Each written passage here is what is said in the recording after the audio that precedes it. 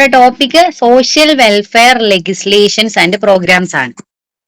Okay, അപ്പൊ നമ്മുടെ GK and current affairs എന്ന് പറഞ്ഞ ടോപ്പിക്സിൽ രണ്ടാമത്തെ ടോപ്പിക്കാണ്. അതിൽ തന്നെ നമ്മൾ ഈ ഒരു ലൈൻ നോക്കുവാണെങ്കിൽ അതിന്റെ അണ്ടറിൽ തന്നെ കുഞ്ഞു കുഞ്ഞു ടോപ്പിക്സ് ഉണ്ട്. Right to information act, prevention of atrocities against women and children. അപ്പൊ ഇതിൽ നിന്നൊക്കെ ആ ഒരു ഓർഡറിൽ തന്നെയാണ് കഴിഞ്ഞ പ്രാവശ്യത്തെ question paper. Economics and statistics ഡിപ്പാർട്ട്മെന്റിന് കീഴിൽ സ്റ്റാറ്റിസ്റ്റിക്കൽ അസിസ്റ്റന്റ് ഗ്രേഡ് 2 പരീക്ഷ 2025 ജൂലൈ 9 നടക്കാനിരിക്കുകയാണ്. കാറ്റഗറി നമ്പർ 741/2024 ആയ ഈ ഒരു പോസ്റ്റിലേക്ക് നിങ്ങൾക്ക് 2025 മെയ് 11 വരെ കൺഫർമേഷൻ കൊടുക്കാനായിട്ടും സാധിക്കും. ഈ ഒരു പരീക്ഷയ്ക്ക് തയ്യാറെടുക്കുന്നവരാണ് നിങ്ങൾ. വളരെ എഫക്റ്റീവ് ആയിട്ട് പ്രിപ്പയർ ചെയ്തുകൊണ്ട് നിങ്ങൾക്കും റാങ്ക് ലിസ്റ്റിൽ ഇടം നേടാം. അതിനായി ടെക് PSC സ്റ്റാറ്റിസ്റ്റിക്കൽ അസിസ്റ്റന്റ് തീവ്ര പരിശീലന ഓൺലൈൻ ക്രാഷ് കോഴ്സ് ബാച്ച് ആരംഭിച്ചിരിക്കുകയാണ്. കേരളത്തിലെ അതിവിദഗ്ധരായ അധ്യാപകർ നയിക്കുന്ന തീവ്ര പരിശീലന ക്ലാസുകൾ, ലൈവ് ക്ലാസുകളും റെക്കോർഡ് സെഷൻസും നിങ്ങൾക്ക് ടെക് PSC ആപ്പിലൂടെ ലഭിച്ചുകൊണ്ടിരിക്കും. അതോടൊപ്പം ഫുൾ സിലബസ് ബേസ്ഡ് ആയിട്ടുള്ള ക്യാപ്സ്യൂൾ നോട്ട്സും സ്റ്റഡി മെറ്റീരിയൽസും ഡൗൺലോഡബിൾ PDF ഫോർമാറ്റിൽ ലഭിച്ചുകൊണ്ടിരിക്കും. Topic wise multiple choice questions with detailed explanations, topic wise exams, ഫീഡ്ബാക്കോട് കൂടിയ മോക്ക് ടെസ്റ്റുകൾ എന്നിവയും ഈ ഒരു കോഴ്സിന്റെ പ്രത്യേകതയാണ്. ഡൗട്ട് ക്ലിയറൻസിനും മെന്റർഷിപ്പിനും എക്സാം തീയതി വരെയും അവസരങ്ങൾ ഉണ്ടായിരിക്കും. ഈ ഒരു കോഴ്സിന്റെ വാലിഡിറ്റി എക്സാം തീയതി വരെയുമാണ്. ഇപ്പോൾ തന്നെ ഈ ഒരു കോഴ്സിലേക്ക് ജോയിൻ ചെയ്തുകൊണ്ട് നിങ്ങളുടെ വിജയം ഉറപ്പിക്കാം. കൂടുതൽ വിവരങ്ങൾക്കും അഡ്മിഷൻ നേടുന്നതിനുമായി സ്ക്രീനിൽ കാണുന്ന നമ്പറിൽ നിങ്ങൾക്കും ഞങ്ങളെ ബന്ധപ്പെടാവുന്നതാണ്.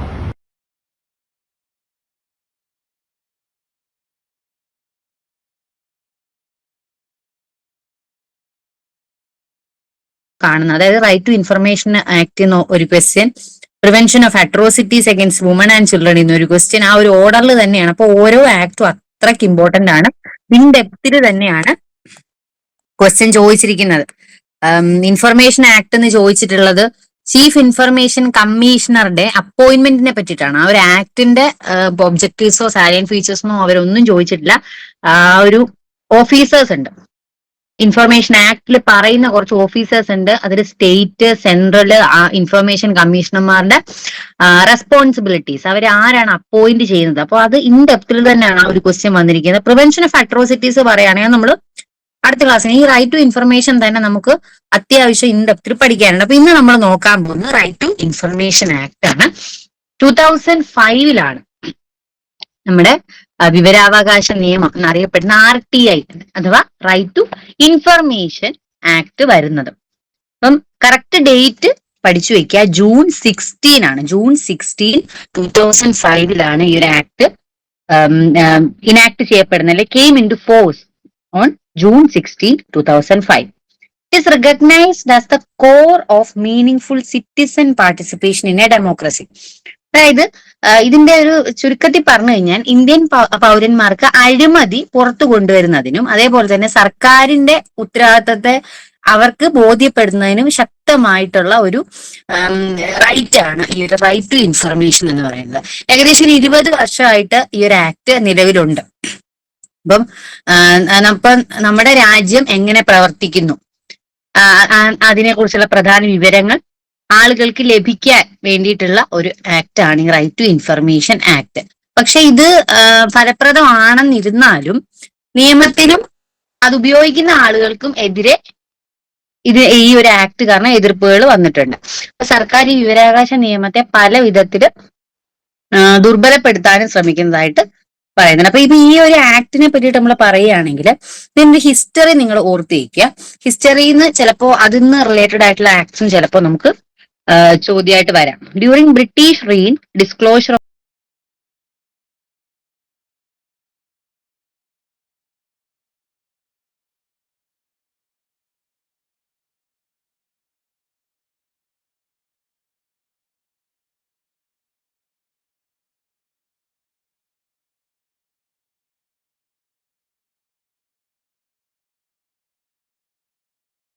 State Information was done by Official Secretaries Act of 1889. അതായത് ഒഫീഷ്യൽ സെക്രട്ടറീസ് ആക്ട് 1889 അനുസരിച്ചിട്ട് ഈ സ്റ്റേറ്റ് ആൻഡ് സെൻട്രൽ ഇൻഫർമേഷൻ ഒന്നും തന്നെ ഡിസ്ക്ലോസ് ചെയ്യാൻ പാടില്ല എന്നൊരു നിയമം വന്നിരുന്നു. അത് 1889 ഒഫീഷ്യൽ സെക്രട്ടറീസ് ആക്ടിലാണ് ഈ ഒരു കാര്യം പറഞ്ഞത്.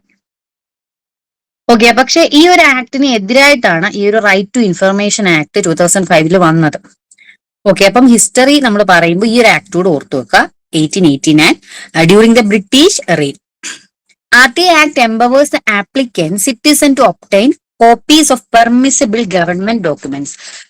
ഇപ്പം അനുവദിച്ചിട്ടുള്ള ചില ഗവൺമെന്റ് ഡോക്യുമെന്റ്സും സിറ്റിസൺസിന് അവൈലബിൾ ആക്കാൻ വേണ്ടിയിട്ട് ഈ ഒരു RTA ആക്ട് പ്രകാരം അനുവദിക്കുന്നുണ്ട്. It promotes the accountability of the administrative machinery, transparency, corruption free governance, prevents wastage etcetera.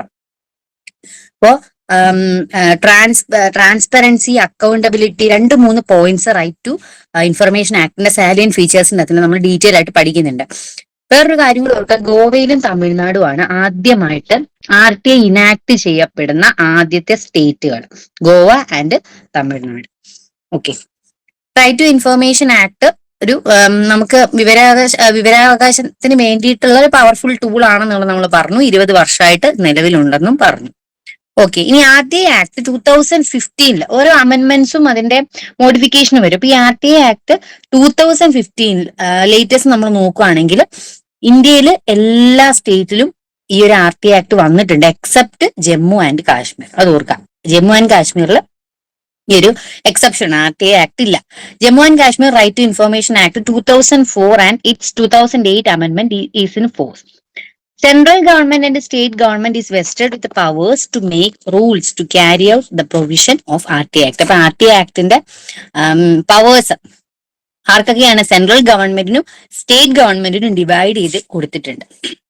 Okay, അപ്പം right to information act is law enacted by the parliament of India to provide for setting out the practical regime of right to information for citizens. ഈ ഒരു line നിങ്ങൾ അതേപടി പഠിച്ചു വയ്ക്കുക. അതായത് enact ചെയ്തത് ആരാണ്? ടു പ്രൊവൈഡ്, എന്തിനു വേണ്ടിയിട്ടാണ്? To setting out the practical regime of right to information for citizens. അപ്പോൾ ഇതൊക്കെ നമുക്ക് ആ ഒരു കറക്റ്റ് ഓപ്ഷനിൽ അങ്ങോട്ടും ഇങ്ങോട്ടും മാറ്റിയിട്ടൊക്കെ ഓപ്ഷൻസ് കൊടുക്കാം. Okay, under this act and Indian citizen can access the information from public authority. ഈ ഒരു ടേം വളരെയധികം ഇമ്പോർട്ടന്റ് ആണ്. നമ്മൾ ഇനി ഓരോ സെക്ഷൻ പഠിക്കുന്ന സമയത്ത് ഈ പബ്ലിക് അതോറിറ്റി എന്താണ്, ഈ ഒരു ആക്ടിൽ ഉദ്ദേശിക്കുന്നത്, പബ്ലിക് അതോറിറ്റി എന്ന ഒരു ടേമോട് എന്താണ് ഉദ്ദേശിക്കുന്നതൊക്കെ നമ്മൾ പറയും. A body of government or instrumentality of state എന്നതാണ് ഒരു പബ്ലിക് അതോറിറ്റി എന്നതുകൊണ്ട് ഉദ്ദേശിക്കുന്നത്. ഗവൺമെന്റ് ബോഡി അല്ലെങ്കിൽ സ്റ്റേറ്റിന്റെ ഒരു ഇൻസ്ട്രുമെന്റാലിറ്റി അല്ലെങ്കിൽ ആ ഒരു സ്റ്റേറ്റ് ബോഡി, ഇതാണ് ഉദ്ദേശിക്കുന്നത്. RTA ആക്ടിൽ മൊത്തം 6 ഷെഡ്യൂൾസ് ആണുള്ളത്. ഓക്കെ, 6 ഷെഡ്യൂൾസ് അല്ലെങ്കിൽ ചാപ്റ്റേഴ്സ് എന്ന് പറയും. ഓക്കെ, ഈ ആർട്ടിക്കിൾ 19(1) നമ്മുടെ ഇന്ത്യൻ കോൺസ്റ്റിറ്റ്യൂഷനിൽ ഈ ഒരു right to freedom of speech അല്ലെങ്കിൽ റൈറ്റ് ടു ഇൻഫർമേഷൻ എന്നുള്ള ആക്ടിനെ സപ്പോർട്ട് ചെയ്യുന്ന രീതിയിലുള്ള ഒരു ആർട്ടിക്കിൾ 19(1) ആണ്. ഫസ്റ്റ് റൈറ്റ് ടു, ഇതിന്റെ ഹിസ്റ്ററിയിലേക്ക് നമ്മൾ പോകുമ്പോൾ first right to information law enact ചെയ്യപ്പെട്ടത് സ്വീഡനിലാണ് in 1766. Then the right to information gained power when the Universal Declaration of Human Rights. ഈ ഒരു universal declaration of human rights വരുന്നത് 1948. ഓക്കെ, അപ്പം അത് ഈ ഒരു RTA ആക്ടിന് കുറച്ചുകൂടെ ഒരു പവർ കൊടുത്തു അത് വരാൻ വേണ്ടിയിട്ട്. It provide the right to seek and receive information. Information കിട്ടാൻ വേണ്ടിയിട്ടുള്ള ഒരു റൈറ്റ് ആണ് ഈ യൂണിവേഴ്സൽ ഡിക്ലറേഷൻ ഓഫ് ഹ്യൂമൻ റൈറ്റ്സിൽ പറയുന്നത്. 1948 വന്നത്. ഡ്യൂറിംഗ് ബ്രിട്ടീഷ് നമ്മൾ പറഞ്ഞു ഒഫീഷ്യൽ സെക്രട്ടറീസ് ആക്ട് ഓഫ് 1889. ആ ടൈമിൽ ബ്രിട്ടീഷ് റെയിനിന്റെ സമയത്ത് അവര് ഒരു ഗവൺമെന്റ് ഡാറ്റ അല്ലെങ്കിൽ അഡ്മിനിസ്ട്രേറ്റീവ് ആയിട്ടുള്ള ഒരു ഡോക്യുമെന്റ്സും സിറ്റിസൺസിന് കൊടുക്കാൻ പാടില്ല എന്നുള്ള ഒരു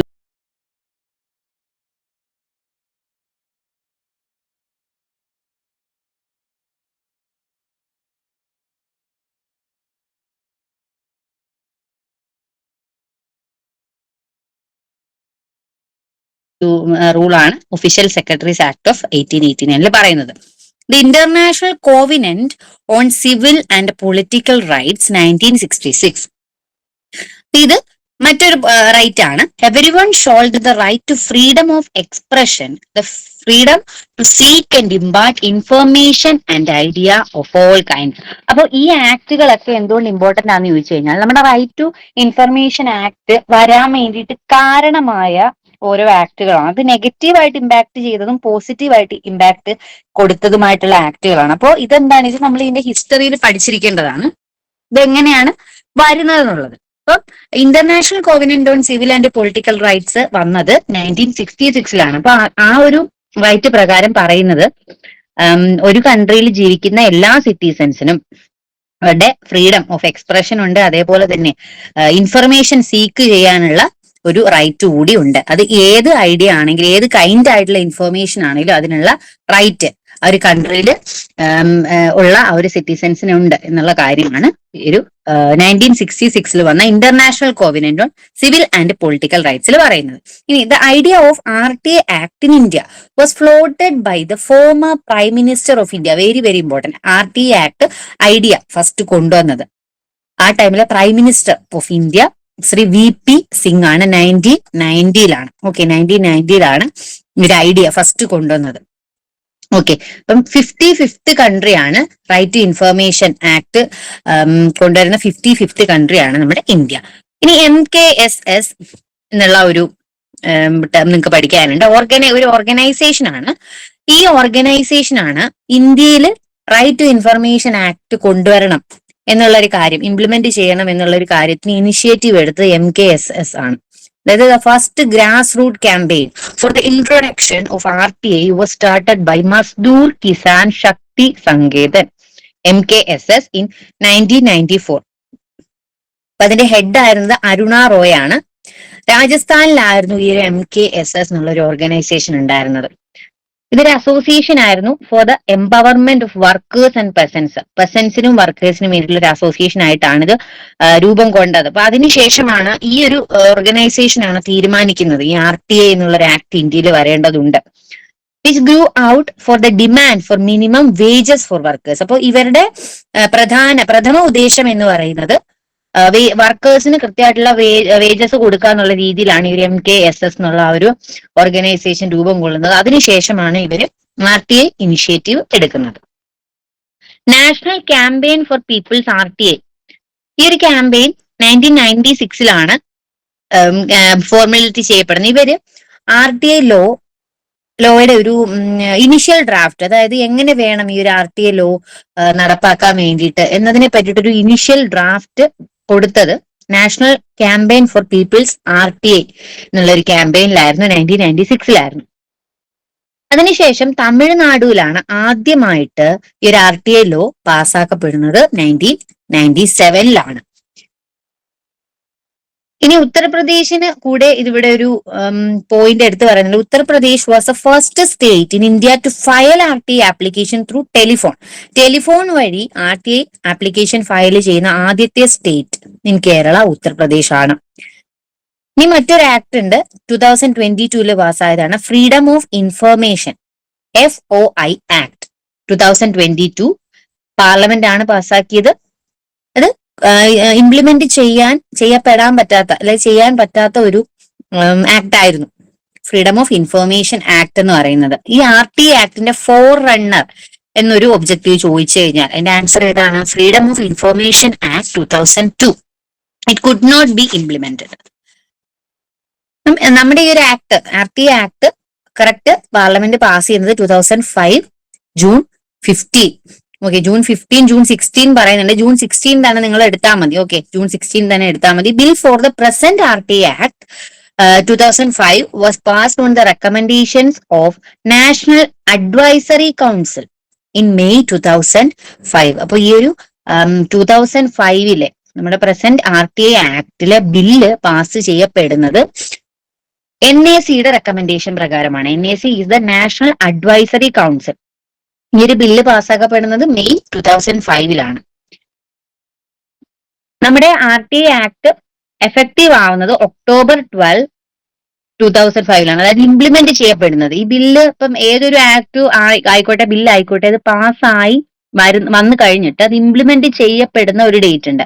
അപ്പൊ ആ ഒരു ഡേറ്റ് ആണ് നമ്മൾ ഇനാക്റ്റഡ് അല്ലെങ്കിൽ ഇംപ്ലിമെന്റഡ് എന്ന് പറയുന്നത്. അപ്പൊ ആ ഒരു ഡേറ്റ് October 12, 2005 ആണ്.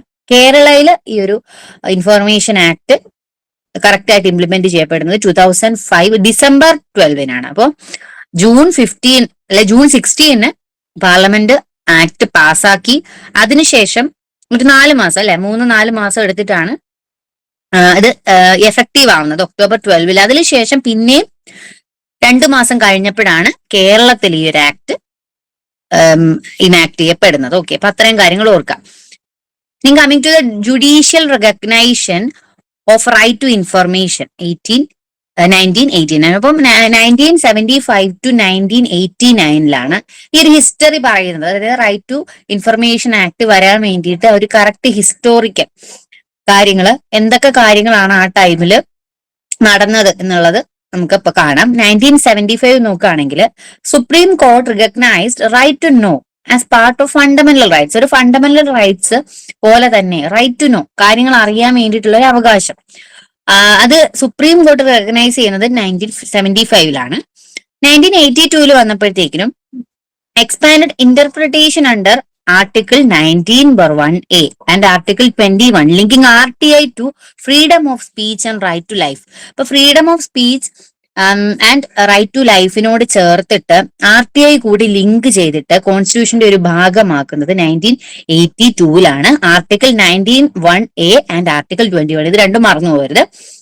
ഇനി അതിനുശേഷം 1985 ആയപ്പോഴത്തേക്കും NGOs, അതായത് non governmental organisations demanded access to എൻവയോൺമെന്റൽ information post Bhopal gas tragedy. Bhopal gas tragedy വളരെ നമുക്ക് എന്താ ഒരു കാർബറൈൽ കെമിക്കലിനെ തുടർന്നിട്ട് ഉണ്ടായ ഒരു അപകടമാണ് ഭോപ്പാൽ ഗ്യാസ് ട്രാജഡി. അപ്പൊ ഈ ഭോപ്പാൽ ഗ്യാസ് ട്രാജഡിയെ തുടർന്ന് നോൺ ഗവൺമെന്റൽ ഓർഗനൈസേഷൻ ഡിമാൻഡ് ചെയ്ത ഒരു കാര്യമാണ് ആക്സസ് ടു എൻവയോൺമെന്റൽ ഇൻഫർമേഷൻ. എൻവയോൺമെന്റിനെ പറ്റിയിട്ടുള്ള ഇൻഫർമേഷൻ എത്തിക്കണം, സിറ്റിസൺസിലേക്ക് പാസ് ചെയ്യണം, അല്ലെങ്കിൽ ഏജൻസികൾക്ക് കൊടുക്കണം എന്നുള്ള ഒരു ഡിമാൻഡ് വെക്കുന്നത് NGOs ആണ്. ഓക്കെ, നോൺ ഗവൺമെന്റൽ ഓർഗനൈസേഷൻ ആണ്. 1985 അതിനുശേഷം 1990 മൂവ്മെന്റ് ലൈക്ക് MKSS, നമ്മളിപ്പോ പറഞ്ഞ Mazdoor Kisan Shakti Sangathan in Rajasthan exposed corruption in wage കറപ്ഷനെ പറ്റിയിട്ട് പറഞ്ഞു. അപ്പൊ അവര് വേജ് പേയ്മെന്റ്സ് ജൻ സുൻവായി അല്ലെങ്കിൽ പബ്ലിക് ഹിയറിംഗ്സ് വഴി തന്നെ വേജ് കൊടുക്കണം എന്നൊരു അഭിപ്രായമായിരുന്നു ഈ MKSS പറഞ്ഞത്. ശേഷം 1996 വന്നപ്പോ national campaign for people's right to information അല്ലെങ്കിൽ NCPR ഫോം ചെയ്തു. അവരാണ് ഇനിഷ്യൽ RTI ബില്ല് ഡ്രാഫ്റ്റ് കൊടുത്തത് with the press council of India. Next 1997 വരുമ്പോൾ government referred the draft to HD Shourie committee which submitted it recommendation. അപ്പം government ഈ draft HD Shourie കമ്മിറ്റിയുടെ കൊടുത്തു. അവരാണ് ഫൈനൽ റെക്കമെൻഡേഷൻ സബ്മിറ്റ് ചെയ്തത്. ശേഷം 2000 വരുമ്പോൾ parliamentary standing committee reviewed the RTI draft. Parliamentary standing committee അവര് റിവ്യൂ ചെയ്തു. രാജസ്ഥാൻ, മഹാരാഷ്ട്ര, ഗോവ, തമിഴ്നാടു, ഡൽഹി, കർണാടക ഈ ഒരു സ്റ്റേറ്റുകളിലാണ് ആദ്യമായിട്ട് സ്റ്റേറ്റ് RTI ലോ പാസ് ചെയ്തത് 2000. ശേഷം 2002 വന്നപ്പോ പാർലമെന്റിൽ ഫ്രീഡം ഓഫ് ഇൻഫർമേഷൻ ആക്ട് എന്നൊരു ആക്ട് പാസ്സാക്കി. അത് notify ചെയ്തിട്ടുണ്ടായിരുന്നില്ല. 2003 the Supreme Court pressured the government to implement RTI based on governance reforms. ഇപ്പൊ സുപ്രീം കോർട്ട് ഗവൺമെന്റിനെ ധാരാളം പ്രഷറൈസ് ചെയ്തു. RTI ആക്ട് പാസ് ചെയ്യണം, എല്ലാ സ്റ്റേറ്റിലും വേണം എന്നുള്ള ഒരു രീതിക്ക് സുപ്രീം കോർട്ട് പ്രഷറൈസ് ചെയ്ത് 2003 ഒക്കെ ആയപ്പോ 2004 വന്നപ്പോ UPA government common minimum programme promised stronger RTI law, കുറച്ചുകൂടി ഒരു സ്ട്രോങ്ങർ ആയിട്ടുള്ള ഒരു RTI ലോ 2004 വരുന്നു. ശേഷം 2004 തന്നെ NCPR സബ്മിറ്റഡ് ദ അമെൻമെന്റ്സ്. നാഷണൽ അഡ്വൈസറി കൗൺസിലിലേക്ക് ഒരു കുറച്ച് അമെൻമെന്റ്സ് കാര്യങ്ങൾ ഈ NCPR കൊടുത്തു. അതിനോടനുബന്ധിച്ച് ഡിസംബർ 2004 ഗവൺമെന്റ് ഒരു ലിമിറ്റഡ് RTI ബില്ല് ഇൻട്രൊഡ്യൂസ് ചെയ്തു. സെൻട്രൽ ഗവൺമെന്റിന്റെ കാര്യങ്ങൾ മാത്രം, സെൻട്രൽ ഗവൺമെന്റ് റിലേറ്റഡ് ആയിട്ടുള്ള കാര്യങ്ങൾ മാത്രമായിരുന്നു അതിൽ ഉൾപ്പെടുത്തിയത്. അത് ധാരാളം പ്രൊട്ടസ്റ്റുകൾക്ക് കാരണമായി. ശേഷം 2005 നമ്മുടെ ഈ ഒരു RTI act. After lobbying parliament passed A comprehensive RTI act covering central and state government. ഇപ്പൊ സെൻട്രൽ ഗവൺമെന്റിനെ മാത്രം ഉൾക്കൊള്ളിച്ചാൽ പോരാ, സ്റ്റേറ്റ് ഗവൺമെന്റിനെയും ഉൾക്കൊള്ളിക്കണം എന്നുള്ളൊരു പ്രൊട്ടസ്റ്റിന് ആ പ്രൊട്ടസ്റ്റിന്റെ ഭാഗമായിട്ട് 2005 സെൻട്രൽ ആൻഡ് സ്റ്റേറ്റ് ഗവൺമെന്റിന് ഒരേപോലെ ഇമ്പോർട്ടൻസ് കൊടുത്തുകൊണ്ടാണ് ഈ RTI ആക്ട് 2005 വരുന്നത്. ഒക്ടോബർ 12, 2005 ഈ RTA ആക്ട് ഫോഴ്സിൽ വരുന്നത്, മേക്കിംഗ് ഷാഹിദ് റാസ ബർണീസ് RTA ആപ്ലിക്കേഷന് Pune the first filed under law. അപ്പൊ അത് ഇമ്പോർട്ടന്റ് ആണ്. ഷാഹിദ് റാസ ബർണീസ് RTA ആപ്ലിക്കേഷനാണ് ഏറ്റവും ആദ്യമായിട്ട് ഫയൽ ചെയ്യപ്പെടുന്ന ഒരു RTA ആപ്ലിക്കേഷൻ പൂനെയിൽ വെച്ചിട്ടാണ് ഫയൽ ചെയ്യപ്പെടുന്നത്. എന്തിനു വേണ്ടിയിട്ടാണ് ഈ ഒരു റൈറ്റ് ടു ഇൻഫർമേഷൻ എന്തിനു വേണ്ടിയിട്ടാണ്? ഡെമോക്രസി റിക്വയർസ് ഇൻഫോംഡ് സിറ്റിസൺ, എല്ലാ സിറ്റിസണും ഇൻഫോം ചെയ്യപ്പെട്ട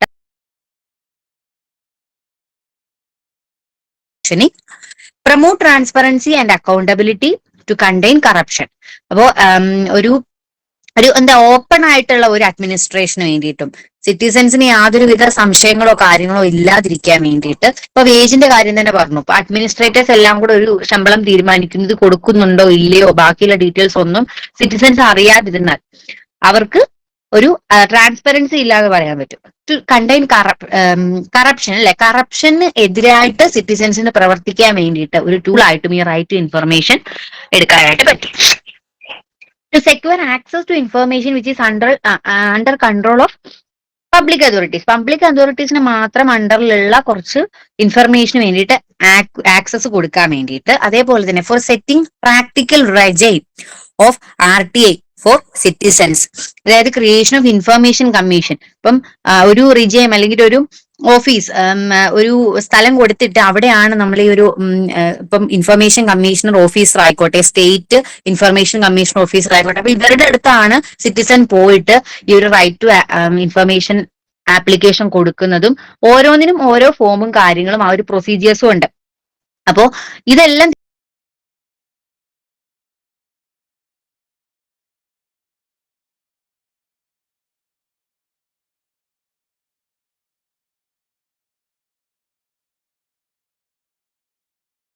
തീരുമാനിക്കുന്നത് ഈ RTA ആക്ട് അനുസരിച്ചിട്ടാണ്. RTA ആക്ടിൽ കൃത്യമായിട്ട് എങ്ങനെയാണ് ഈ ഒരു സ്റ്റേറ്റ് ചീഫ് ഇൻഫർമേഷൻ കമ്മീഷണറെ അപ്പോയിന്റ് ചെയ്യേണ്ടത്, സെൻട്രൽ എങ്ങനെയാണ് അപ്പോയിന്റ് ചെയ്യണം എന്നുള്ള എല്ലാ കാര്യങ്ങളും ഡീറ്റെയിൽ ആയിട്ട് പറയുന്നുണ്ട്. To harmonise conflicting interest of revolution of information, preservation of confidentiality of sensitive information. അപ്പം സെൻസിറ്റീവ് ഇൻഫർമേഷൻ ആണെങ്കിൽ അത് കോൺഫിഡൻഷ്യൽ ആയിട്ട് സൂക്ഷിക്കേണ്ടതും അത്യാവശ്യമാണ്. ഇപ്പൊ റൈറ്റ് ടു ഇൻഫർമേഷൻ ഉണ്ട് എന്ന് പറഞ്ഞിട്ട് ഒരു രാജ്യത്തിന്റെ എല്ലാ രേഖകളും എടുത്ത് ഒരു തുറന്ന പുസ്തകമാക്കാനായിട്ട് നമ്മുടെ കൺട്രിക്ക് പറ്റില്ല അല്ലെ. അപ്പൊ ഈ കാര്യങ്ങളൊക്കെ ഉൾക്കൊള്ളിച്ചിട്ട് വേണം ഈ ഒരു RTA ആക്ട് കൃത്യമായ രീതിയിൽ ഇംപ്ലിമെന്റ് ചെയ്യാനായിട്ട്.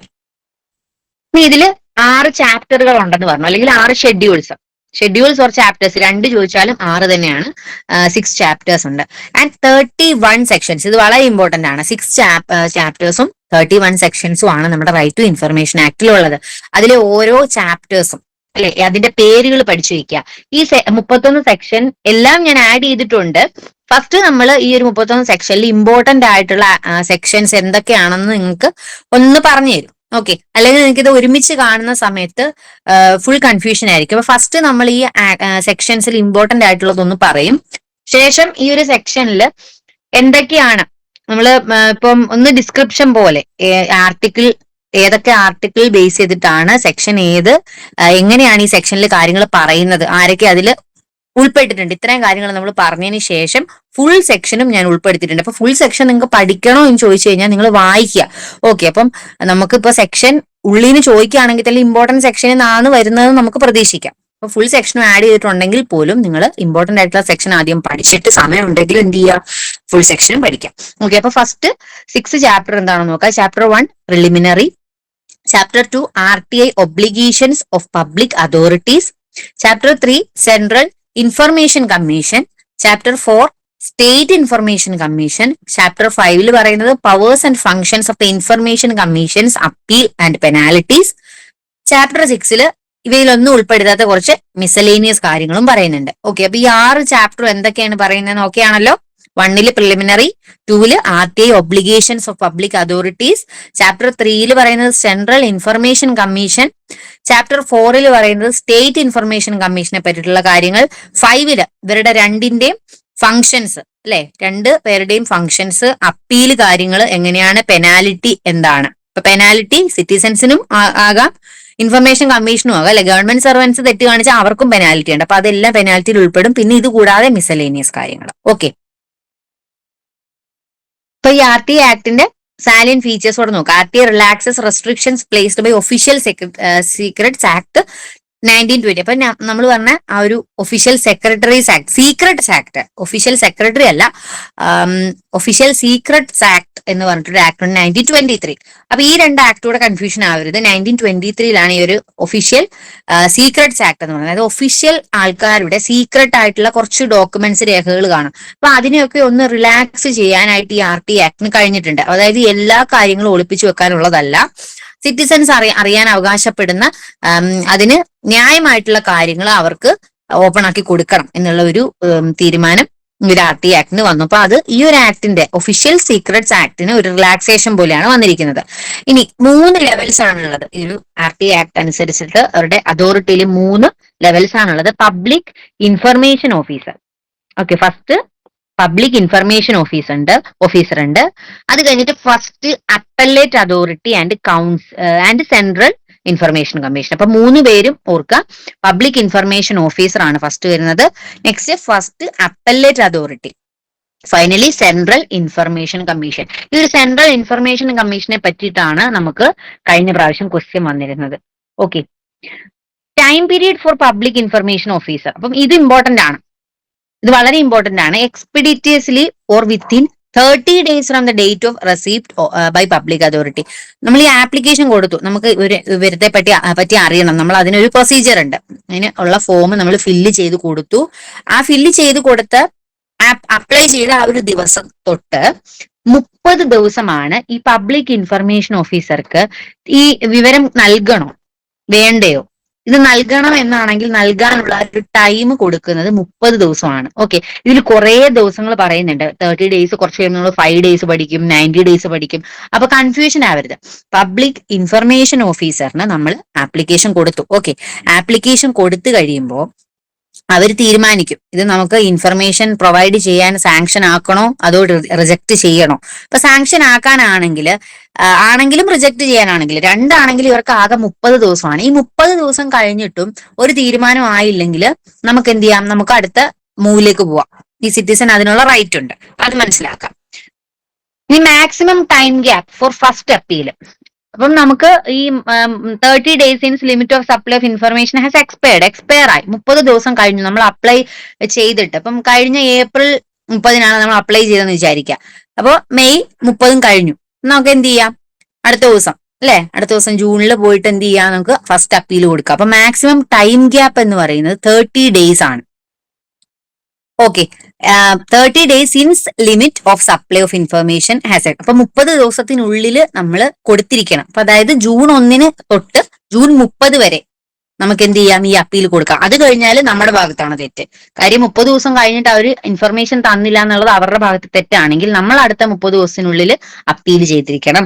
Next time period of appellate authority. Appellate അതോറിറ്റിക്ക് കൊടുക്കുന്ന ടൈം പീരീഡ് എന്ന് പറഞ്ഞാൽ within 30 days or in exceptional cases 45 days date of receipt by the public authority. അപ്പൊ നമ്മൾ അപ്പീലിന് പോയില്ലേ, അതൊരു അപ്പലേറ്റ് അതോറിറ്റിക്കാണ് നമ്മൾ പോകുന്നത്. അതായത് ഇവര് 30 ദിവസം കഴിഞ്ഞിട്ട് നമുക്ക് ഇൻഫർമേഷൻ തന്നില്ല എന്ന് പറഞ്ഞ് നമ്മൾ കംപ്ലൈന്റ് കൊടുത്ത് അവർ അപ്പലേറ്റ് അതോറിറ്റിക്ക് കൊടുക്കുന്ന ടൈമും വിത്തിൻ 30 days. ചില എക്സെപ്ഷണൽ കേസിൽ മാത്രം 45 days. ഓക്കെ, next maximum time gap for second appeal.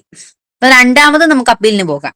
90 days since limit of supply of information has expired. അപ്പോ ഇത് കഴിഞ്ഞു, ഈ 30 ദിവസവും 45 ദിവസവും ഒക്കെ കഴിഞ്ഞു, എന്നിട്ട് ഇവരുടെ ഭാഗത്തുനിന്ന് യാതൊരു റിപ്ലൈയും ഇല്ല, ഒരു മൂവും ഇല്ല എന്നുണ്ടെങ്കിൽ നമുക്ക് സെക്കൻഡ് അപ്പീലിന് പോകാം. RTA act also ask for computerisation proactively publish information. അപ്പോൾ കമ്പ്യൂട്ടറൈസേഷൻ ചിലപ്പം നമ്മുടെ ഇൻഫർമേഷൻസ് ഇപ്പം എന്ത് രേഖകളായിക്കോട്ടെ, ഡോക്യുമെന്റ്സ് ആയിക്കോട്ടെ, റെക്കോർഡ്സ് ആയിക്കോട്ടെ, ഒരു രാജ്യത്തെ സംബന്ധിച്ചുള്ള രേഖകൾ കമ്പ്യൂട്ടറൈസ് ചെയ്യാനായിട്ട് ഈ RTA പറയുന്നുണ്ട്. കാരണം ഒരു 20 years ഒക്കെ കഴിഞ്ഞിട്ടാണ് ഒരാൾ ഒരു പണ്ടത്തെ ഒരു 20 വർഷം മുന്നത്തെ ഒരു രേഖ വേണം എന്ന് ആവശ്യപ്പെട്ടിട്ട് പറയുകയാണെങ്കിൽ പറയാൻ പാടില്ല, ഇത് നമ്മുടെ കയ്യിൽ നിന്ന് കളഞ്ഞുപോയി, റെക്കോർഡ് ഇല്ല എന്ന് പറയാൻ പാടില്ല. അപ്പൊ കമ്പ്യൂട്ടറൈസേഷൻ ഇപ്പൊ എന്ത് ചെയ്യുന്നുണ്ട്, അമെന്റ്മെന്റ് അനുസരിച്ചിട്ട് RTA ആക്ട് പറയുന്നുണ്ട്. ഇപ്പൊ കമ്പ്യൂട്ടറൈസ് ചെയ്തിട്ട് രേഖകൾ സൂക്ഷിക്കണം, കളയേണ്ടതാണെങ്കിൽ കളയണം. Bodies covered under RTA. ഇപ്പൊ RTA ആക്ട് അനുസരിച്ചിട്ട് കവർ ചെയ്യുന്ന bodies, constitutional bodies at central and state, അതിൽ ലെജിസ്ലേച്ചർ, എക്സിക്യൂട്ടീവ്, ജുഡീഷ്യറി ബോഡീസ് എല്ലാം വരും. NGOs owned financed by government, അപ്പം NGOs ഗവൺമെന്റിന്റെ ആയിരിക്കണം. And privatised public utility companies, അപ്പൊ ഇതൊക്കെ RTIയുടെ അണ്ടറിൽ വരുന്ന ബോഡീസ് ആണ്. Okay, constitutional bodies at central and state. അതേപോലെ തന്നെ NGOs ഒന്നെങ്കിൽ ഫിനാൻസ് ചെയ്യുന്നതാകാം, അല്ലെങ്കിൽ ഓൺഡ് ബൈ ഗവൺമെന്റ് ആകാം. And privatised public utility companies, ഇതാണ് RTI അണ്ടറിൽ വരുന്ന ബോഡീസ്. ബോഡീസ് എക്സ്ക്ലൂഡഡ്, അപ്പൊ RTIയിൽ വരാത്ത ബോഡീസ്, RTIയുടെ ആക്ടിന് അണ്ടറിൽ വരാത്ത bodies central intelligence and security agencies of state specified through notification. The exclusion is not upset. അപ്പം ഈ RTI ആക്ടില് ചില ഏജൻസികളെ അല്ലെങ്കിൽ ചില അതോറിറ്റി എന്ത് ചെയ്തേക്കുക, എക്സ്ക്ലൂഡ് ചെയ്തേക്കുക. കാരണം അവരുടെ രേഖകള് പുറത്തോട്ട് വിടാൻ പാടില്ലാത്ത തരത്തിലുള്ള സെക്യൂരിറ്റി ആവശ്യമായിട്ടുള്ള ഏജൻസികളാണ് central intelligence and security agencies. Okay, അവർക്കും നമ്മളിപ്പോ ഒരു RTI ആപ്ലിക്കേഷൻ കൊടുത്തു കഴിഞ്ഞാൽ ഒരിക്കലും അവർക്ക് ആ ഒരു ഇൻഫർമേഷൻ നമുക്ക് തരണമെന്ന് യാതൊരു ഗ്യാരണ്ടി ഇല്ല. തന്നില്ലെങ്കിൽ നമുക്ക് എന്ത് ചെയ്യാൻ പറ്റില്ല, ഒന്നും ചെയ്യാൻ പറ്റില്ല, അപ്പീലിനും പോകാൻ പറ്റില്ല, ഒന്നും. അവർ തീരുമാനിക്കും ഏത് രേഖ തരണം വേണ്ട എന്നുള്ളത്. Next, central information commission shawl consist of. അപ്പൊ ഇത് ഇമ്പോർട്ടന്റ് ആണ്. സെൻട്രൽ ഇൻഫർമേഷൻ കമ്മീഷൻ സെൻട്രലില് ഉള്ള authority, central authority under RTI act ആണ്. അപ്പൊ ഈ ഒരു സെൻട്രൽ ഇൻഫർമേഷൻ കമ്മീഷനിൽ ഒരു ചീഫ് ഇൻഫർമേഷൻ കമ്മീഷണറും കാണും, അതേപോലെ തന്നെ 10 സെൻട്രൽ ഇൻഫർമേഷൻ കമ്മീഷണറും കാണും. ഓക്കെ ആണല്ലോ, ഒരു ചീഫ് ഇൻഫർമേഷൻ കമ്മീഷണറും കാണും, 10 സെൻട്രൽ ഇൻഫർമേഷൻ കമ്മീഷണറും കാണും. The chief information commissioner shawl hold office four A term of 5 years from the date on which he enters upon his office and shall not be eligible for reappointment. ഇത് വളരെ important ആണ്.